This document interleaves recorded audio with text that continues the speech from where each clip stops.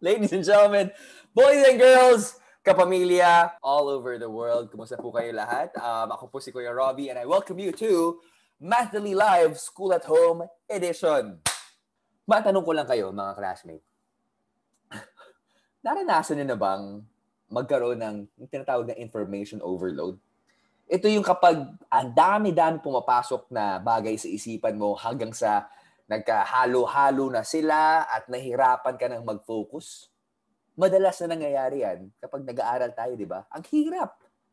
Pero alam niyo ba na may naisip ang mga matatalino nating ninuno ng iba't ibang paraan para mas pasimplihin pa ang pagpapresent ng mga impormasyon. At yan ang lesson natin ngayong araw. Guys, the lesson for today is organizing and presenting data in tables and graphs. O teka, ang daming sinabi ni Kuya Robbie. Parang dun pa lang information overload na agad.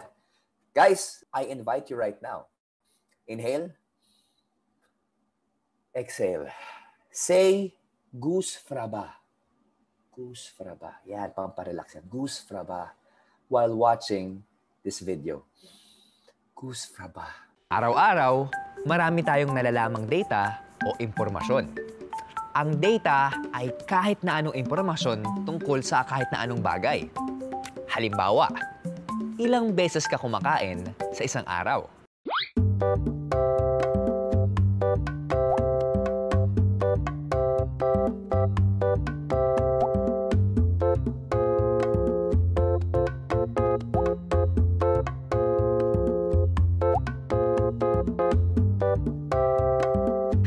Five times. Data yon. Minsan, kailangan nating paghambingin ang mga impormasyon o data. Nung bata pa ako, nagtinda ako ng halo-halo sa aming eskwelahan. Nung unang araw, Lunes, nakabenta ako ng 3 halo-halo. Nung Martes, 6 na halo-halo. Nung Miyerkules, 8 halo-halo. Nung Huwebes, 5 halo-halo. Nung Biyernes, 2 halo-halo. Alam nyo, marami akong data. Marami rin akong gustong malaman. Anong araw ako pinakamaraming nabenta? Anong araw pinakakaunti ang benta ko? Ilan ang lamang ng pinakamarami kong benta sa pinakakaunti? At marami pang tanong. May paraan kaya para madaling masagot yung mga tanong gamit ang mga data? Kapag ganito ang ayos, isang tingin mo lang, alam mo na kung anong araw may pinakamaraming natindang halo-halo. Madali rin makita kung aling araw merong pangalawang pinakamaraming benta. Ang pinakakaunti, ang 3 pinakamarami, ang 3 pinakakaunti, at kung ilan ang lamang ng pinakamarami sa pinakakaunti. At marami pang ibang impormasyon. Galing! Alam niyo, mas madali talaga kung maayos ang paglalarawan ng data. Ang bar graph ay ang isang paraan ng pagsusulat ng data para mas madaling paghambingin ang mga ito.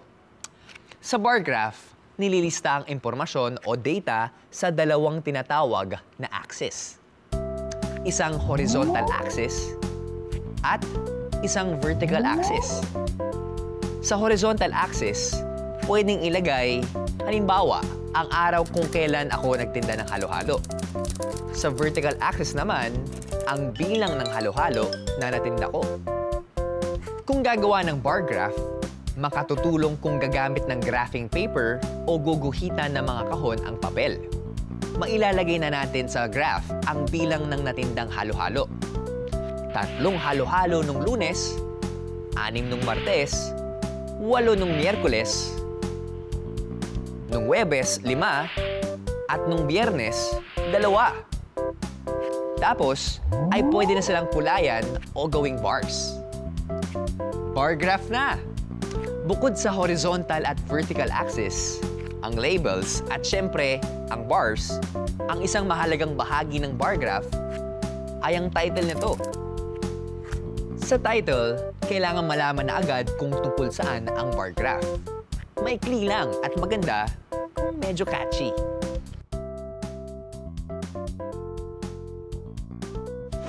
Pero bago tayo mag-practice sa paggawa at paggamit ng bar graphs, may ilang bagay tayong kailangang matutunan para mas mapaganda at mapadali ang gamit natin ng bar graphs.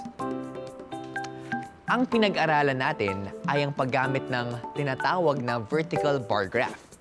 Pero alam nyo ba na pwede rin nating ibahin ang posisyon ng mga ito? Pwedeng nasa vertical axis ang mga bagay na binibilang. At nasa horizontal axis naman ang mga bilang ng mga ito. Pareho rin ang impormasyon dito at pareho ring epektibo. At ang isa pang makakatulong sa paggawa natin ng bar graph ay ang tinatawag na scale. Anong napapansin nyo sa mga numbers? 70, 50, 40, 90... Pwedeng i-divide sa 10 ang mga numbers. Dahil dito, imbes na isang unit bawat linya, pwedeng 10 na bawat linya. 10, 20, 30, 40, at iba pa. Ginagamit ang scale para mas madaling ipakita ang mga bilang. Mas maliit na ang graph, di ba? Oh. Marunong na ba kayong gumawa ng bar graph at gumamit nito? Madali lang, di ba? Very, very nice video right there. And we would love to really thank the Math.Dali team for providing us with those videos. And sa Math.Dali squad natin, namimiss ko na kayo. Okay, but anyway, we learned so many terms. We learned so many things about organizing things. Sana, huwag tayo magkaroon ng information overload, no? At sakto, magagamit natin itong natutunan natin. Maraming paraan para i-organize yung data o information at isa na dyan ang paggamit ng bar graphs. Ito ay isang paraan ng pagsusulat ng data para mas madaling paghambingin ang mga ito. Yung mga data na nakuha natin ay nililista sa dalawang axis. Ang horizontal axis at vertical axis. Horizontal, horizon. Yan, pag ganon. Vertical, pag ganyan. Okay? Ang mga data na nakuha natin ay nililista sa dalawang axis. Okay? Sige, subukan natin gawin ang example na to para mas matutunan natin kung paano nga ba gumamit ng bar graph. Meron tayong table dito of information na merong dalawang columns. At may iba't ibang programs ang Knowledge Channel para sa mga students, di ba? Sa first column, ayan o, kita natin. Ganda. Nakalagay ang video programs at sa second column naman, nakalagay ang number of videos produced. Sa first row ay ang We Kaharian for Grade 1 Filipino na may, kitang-kita natin, 11 videos. Ang second row naman ay ang Art Smart for MAPE na may 5 videos. Agriculture for TLE with 9 videos. Science Says with 3 videos. At sa last row ay ang Knowledge on the Go with 15 videos. Okay, we got all of our data. May mga pangalan, labels, may mga numbers. Ilista natin guys ang data o information na ito gamit yung bar graph. Sa horizontal axis, horizontal, pwede nating ilagay yung video programs. At doon naman sa vertical axis, yung number of videos. Yung We Kaharian, tulad ng nalista natin kanina, may 11 videos, di ba? Yung Art Smart, merong 5 videos. Yung agriculture naman, may 9 videos. Science Says, may 3 videos.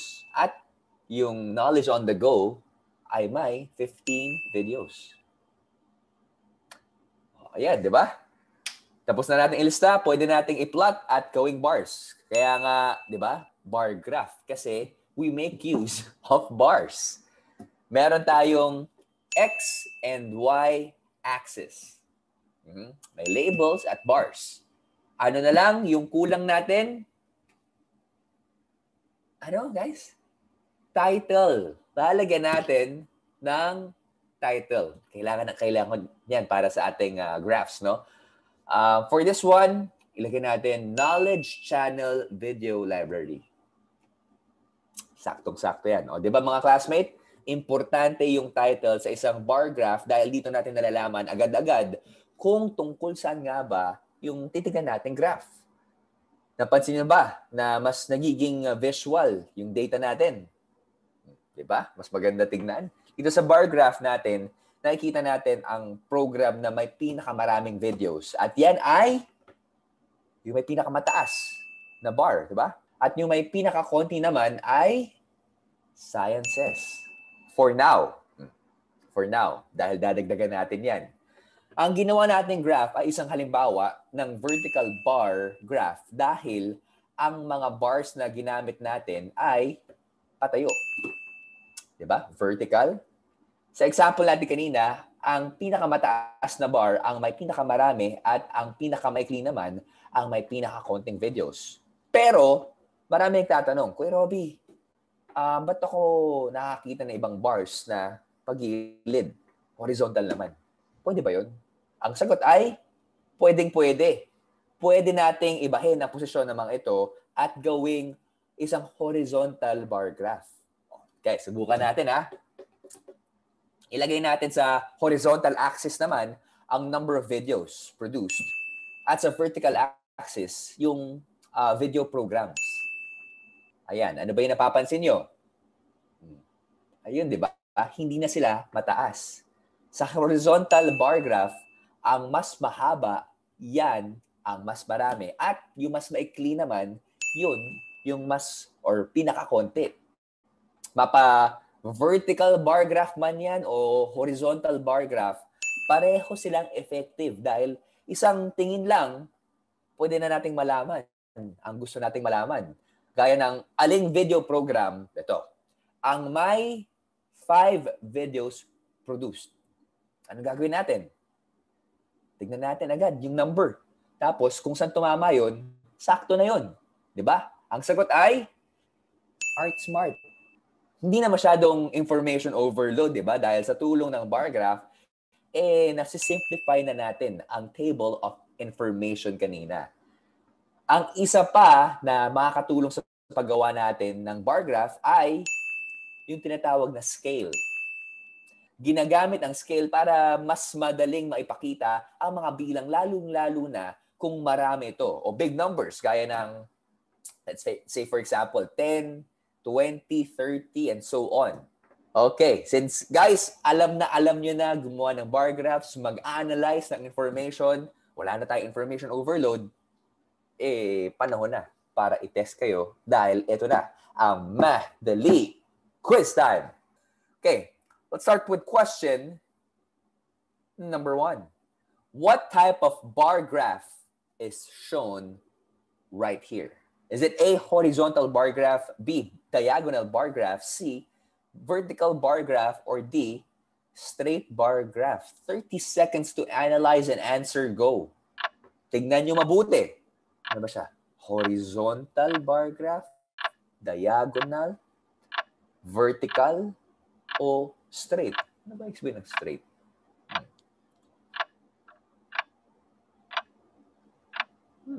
Salamat po sa mga interns natin from iAcademy. We appreciate your help. 3, 2, 1. Time is up, you guys. Let's see. Okay, let's analyze. Ano ba siya? Ano bang orientation niya? Nakahiga or nakatayo?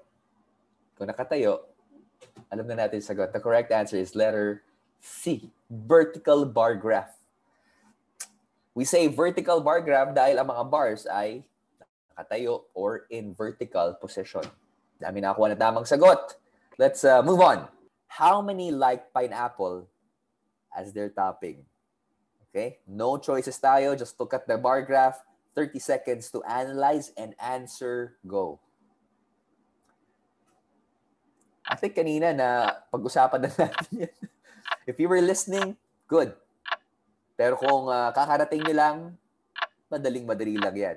All you have to do is look at the line, tapos hanapin nyo lang. Tapos yung number, makukuha nyo na yan. Okay? Come on, you guys. 3, 2, 1. Time is up. The correct answer is 10. 10 people voted for pineapple as their favorite pizza topping. Like nyo rin ba yung pineapple sa pizza? Ito na, magandang question natin. How many more like bacon as their favorite pizza topping than pepperoni? Okay, no choices ulit. 30 seconds, go. Gusto ko yung mga ganitong klaseng tanong, no? And, guys, sa lahat ng mga komunisan, kapamilya, classmate natin sa Mathdali, you have to remember yung mga elements ng isang bar graph. Meron tayong labels sa X and Y axis, meron tayong bars, may scaling, at ang importante, yung title din natin. Okay? Don't forget that one. That's it. Time is up. Ang tamang sagot is... Ano? Ang tamang sagot? Let's look at the bar graph. The question goes, how many more like bacon? Ang bacon natin ay 30. Than pepperoni. Pepperoni is 20. So, ilan nga ba ang... paano ba ito i-phrase in Tagalog? Ilan nga ba ang mas gusto ilan nga bang mas gusto ang bacon than pepperoni? Is that right? But how many more? Ibig sabihin, we use subtraction. So, 30 minus 20 is 10. Correct answer is 10. Ayun. Thank you for correcting me. Ilan ang lamang ng bacon sa pepperoni? Makita-kita tayo ulit next week dito lang sa Mathdali School at Home Edition. Ako po, si Kuya Robbie. Please keep safe.